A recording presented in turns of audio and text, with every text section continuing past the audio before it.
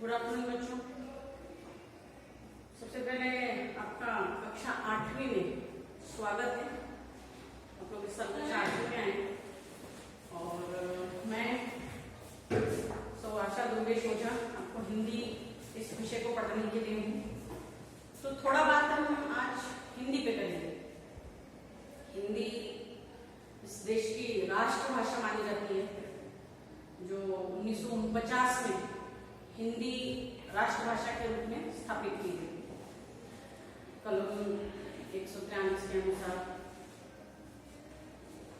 और हिंदी का विरोध भी बहुत हुआ शुरू से।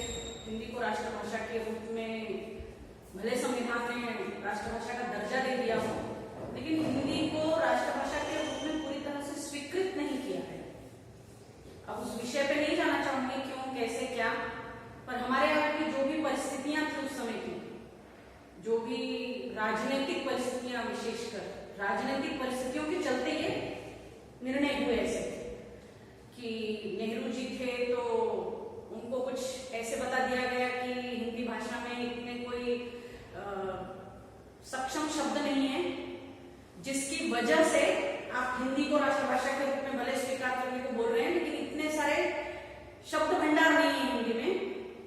इसके लिए हमको अंग्रेजी का थोड़ा सा साथ लेना पड़ेगा, अंग्रेजी भाषा को थोड़ा साथ में चलाना पड़ेगा। तो नेहरू जी ने 15 वर्षों के लिए कि हिंदी के साथ अंग्रेजी भी चलती रहेगी जब तक इसकी आवश्यकता है राजकाज चलाने को शुरू में, तो अंग्रेजी को साथ में रखा। फिर इंदिरा जी जब प्राइम मिनिस्टर बनी, देश की प्रधानमंत्री बनी, तो उन्होंने ये जो 15 वर्षों वाला एक कलम बनाया गया था कि 15 वर्ष अंग्रेजी साथ में रहेगी हिंदी के द्वितीय भाषा के रूप में, उसको आजीवन के लिए कर दिया। संशोधन करके संविधान में आजीवन हिंदी के साथ अंग्रेजी चलेगी इस देश में सभी काम काजों में। और तब से और अधिक अंग्रेजी हमारे यहाँ चलने लगी। भाषाओं से कोई द्वेष नहीं होना चाहिए। भाषाएं बहुत कुछ सिखाती हैं, जीवन में अभिव्यक्ति का साधन है भाषाएं। तो भाषाओं से हमें द्वेष या ईर्ष्या नहीं है, पर अगर मेरी अपनी भाषा, जिसको मैं ज्यादा बढ़िया ढंग से बोल लेती हूँ, जानती हूँ, समझती हूँ, अपने भावों को व्यक्त कर सकती हूँ, उसकी अगर मैं जानकारी नहीं रखती हूँ, समझ नहीं रखती हूँ, तो इससे बड़ा दुर्भाग्य कुछ नहीं हो सकता। ये बड़ा दुर्भाग्य का विषय होगा, क्योंकि मनुष्य अपने भावों को अभिव्यक्त करने के लिए ही इतना सब कुछ साहित्य लिखा गया है देखा जाए। और हम साहित्य को पढ़ के भी ये सब कुछ समझते हैं। भावों की अभिव्यक्ति है साहित्य, समाज का दर्पण है साहित्य, और उसको समझने के लिए हमारी अपनी भाषा में जो चीजें लिखी जाती हैं, जिसको हम बड़े आसानी से समझ सकते हैं। और हिंदी ऐसी भाषा है, हिंदी हिंद से बनी हुई है। सिंध के किनारे हमारा देश बसा हुआ है सिंधु सभ्यता से, उसी से शब्द बना हिंद, और हिंदी बनी। हिंदी भी बनाई गई भाषा है। भारत हिंदू वगैरह ने बहुत सारा प्रयास किया इसके लिए कि खड़ी बोली के रूप में हिंदी पूरी तरह से स्थापित हो सके। इसलिए इसमें बहुत सारी भाषाओं के शब्द आकर मिले, जिसमें अरबी, फारसी, तुर्की, चीनी, ऐसी बहुत सारी भाषाओं के शब्द हिंदी में मिलाए गए। लेकिन बहुत सारी ऐसी घटनाएं हैं जो साबित करती है कि हिंदी आवाज तो धीरे धीरे हम बात तो समझ ही रहे हैं, जिसमें टीवी सीरियल्स, बॉलीवुड, विज्ञापनों के द्वारा और हमारी पुस्तकों के द्वारा तो उसका हम महत्व समझ ही रहे हैं। लेकिन अगर राजनीतिक इच्छा हो तो हिंदी को कहां पर स्थापित किया जा सकता है, ये सोचने जैसा विषय है। जैसे अटल बिहारी जी जब पहली बार संबोधित कर रहे थे वहां यूएनओ में, तो उन्होंने हिंदी में अपना स्पीच रखा।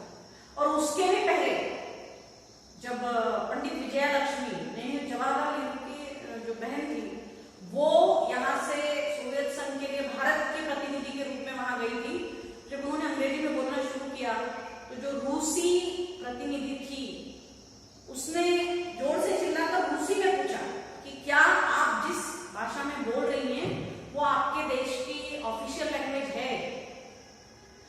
तो वो उस पर शर्मिंदा हुई और फिर उनको अपना स्पीच पूरा हिंदी में रखना पड़ा।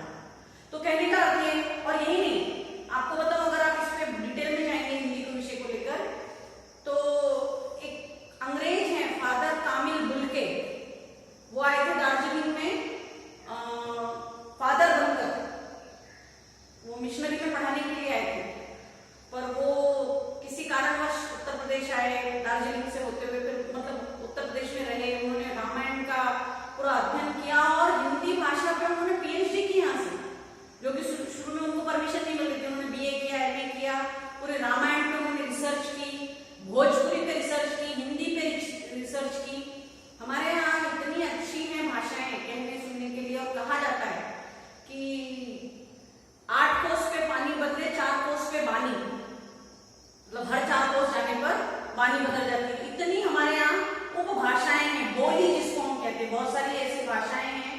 मतलब जिसमें बोलियां हैं कि जो भले आपको लिखित रूप में नहीं मिलेगी, जैसे भोजपुरी संविधान में मान्य 22 भाषाओं में से नहीं है, और वैसे देखा जाए तो अंग्रेजी भी मान्य भाषाओं में से नहीं है 22 में से, जो 22 भाषाएं हमने अंगीकृत की है संविधान के रूप में, संविधान में जिनको मान्यता प्राप्त हुई है।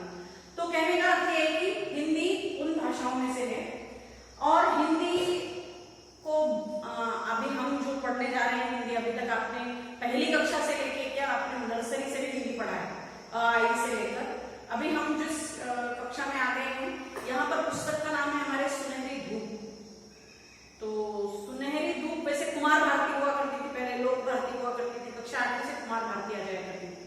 तो कुमार भारती इसलिए कि, और सुनहरी धूप भी इसलिए कि आप जीवन के उस काल में आ रहे हैं जहां धूप बड़ी सुनहरी है, विचार विमर्श करने की क्षमता, आपकी सोच विचार की क्षमता बढ़ी हुई है, इसलिए ये धूप सुनहरी है, इसमें बहुत कुछ जानना सीखना है। इस हिसाब से पुस्तक का नाम बड़ा सुंदर है, हमारे पुस्तक का नाम है सुनहरी धूप।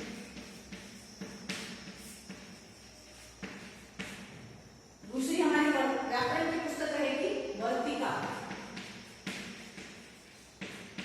और तीसरी एक पुस्तक रहेगी भारत की खोज, जिसमें हम थोड़ा सा इतिहास भी जानने का प्रयास करेंगे। सुनहरी धूप में कुल पाठ हैं आपके 20,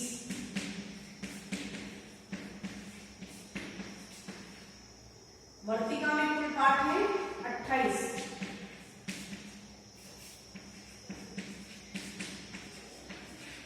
और भारत की खोज ये एक तरह से एक छोटा उपन्यास मानकर चल सकते हैं आप। ये एक से दूसरे जुड़े हुए एक के बाद एक घटनाक्रम, इसलिए एक संपूर्ण पुस्तक है, वो छोटा सा उपन्यास है, नॉवेल जिसको हम कहेंगे इंग्लिश में। तो 20 में से आपको हर परीक्षा में जैसे FA1 में 5-5 लेसन आएंगे हर, इसमें FA1 फिर ऐसे ही FA2, लेकिन इसके साथ जैसे 30% सिलेबस हर बार लेते थे आपका जो एग्जाम पैटर्न था कि 5 लेसन के साथ दूसरे FA2 में 5 लेसन के साथ इसमें से भी 1 या 2 लेसन जो महत्वपूर्ण रहेंगे वो इसके साथ आ जाएंगे। मतलब FA2 में जैसे 6 लेसन से 10 तक आएंगे, और उसके साथ प्लस FA1 के भी 2 लेसन आएंगे।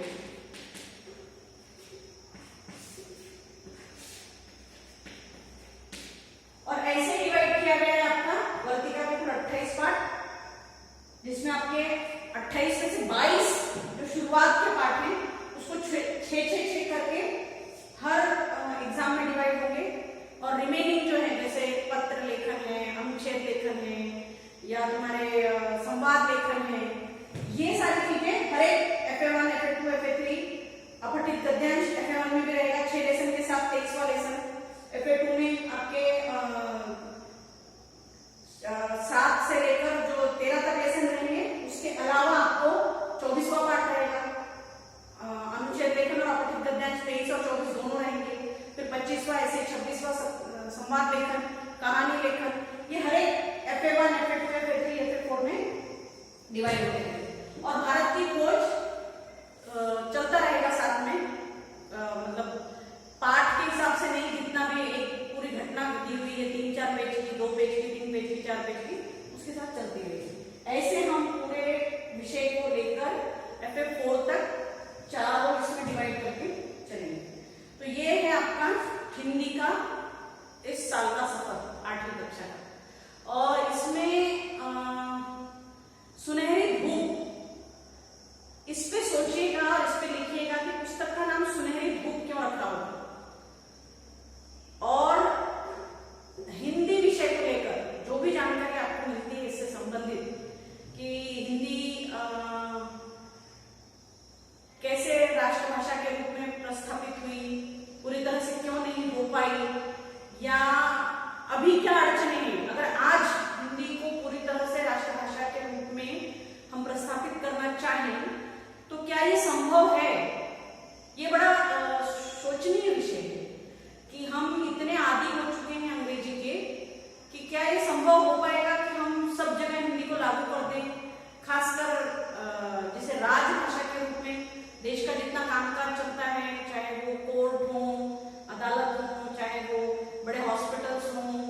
बड़े निर्णय जो लिए जाते हों, इसमें क्या संभव है हम बाकी देशों में जाकर केवल हिंदी में ही अपनी बात को रखें?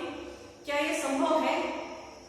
तो इस पे सोचिएगा और इस पे एक अनुच्छेद, एक निबंध लिखिए। अनुच्छेद लिखिए, छोटा निबंध लिखिए, कम से कम 250 से 300 शब्दों में, कि हिंदी हमारी राष्ट्रभाषा के रूप में आज प्रस्थापित कर पाना संभव है या नहीं। तो इसके मैं कुछ बिंदु भी बताऊंगी आपको, विचार बिंदु, कि कैसे हम इस पर लिख सकते हैं कि हिंदी को प्रस्थापित किया जा सकता है क्या। और एक चीज मैं आपको इसके बारे में जानकारी दे दूं। देखो, जापान जैसा देश, चाइना जैसा देश, और पता नहीं कितने देश हैं जो उपनिवेश रहे हैं अंग्रेजी में। अंग्रेजी इतना सब प्रचार प्रसार का कारण था कि उन्होंने कॉलोनीज बनाई सारे देशों को, तो बहुत सारे देश उनके उपनिवेश रहे हैं और वहां अंग्रेजी को लागू कर दिया गया। ये उनका पहले से उद्देश्य रहा है। अगर आप इसके डिटेल में जाएंगे तो आपको ध्यान में आ जाएगा कि कैसे, कितनी मतलब उसको मैं षड्यंत्र नहीं कहूंगी, षड्यंत्र के तहत भाषा को खत्म करके, गुरुकुलों को खत्म करके, यहाँ की संस्कृति को खत्म करके अपनी चीज को थोपा गया है यहाँ। तो अंग्रेजी बुरी नहीं है, पर अंग्रेजियत बुरी है जो हम में आ गई है। ये बहुत सोचने वाला विषय है कि अंग्रेजियत बुरी कैसे है।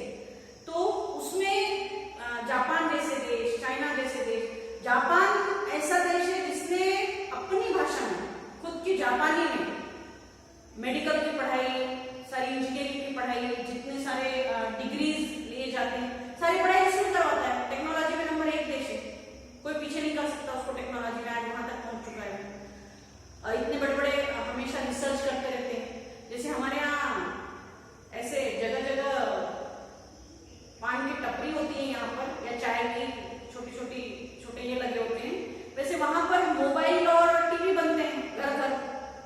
लोग ऐसे हैं वहां पर। तो क्या वो पीछे रह गए?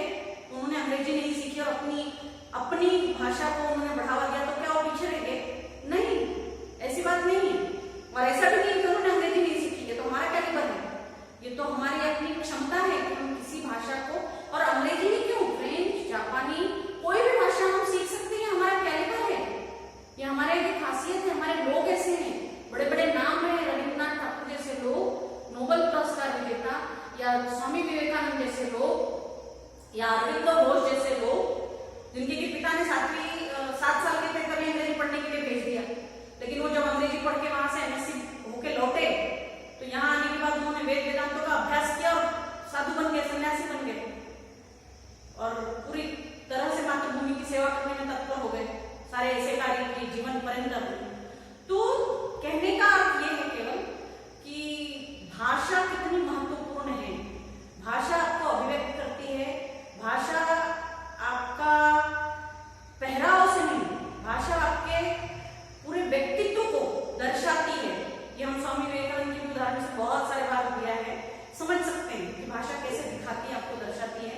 इसलिए इस विषय पर आप लिखिएगा कि क्या हम हिंदी को आज राष्ट्रभाषा के रूप में प्रस्थापित कर सकते हैं क्या, और इसके क्या विचार बिंदु रहेंगे, मैं आपको भेजूंगी। उस पर विचार बिंदु कितने कितने हैं जिसपे आप ये लिख सकें। थैंक यू बच्चों।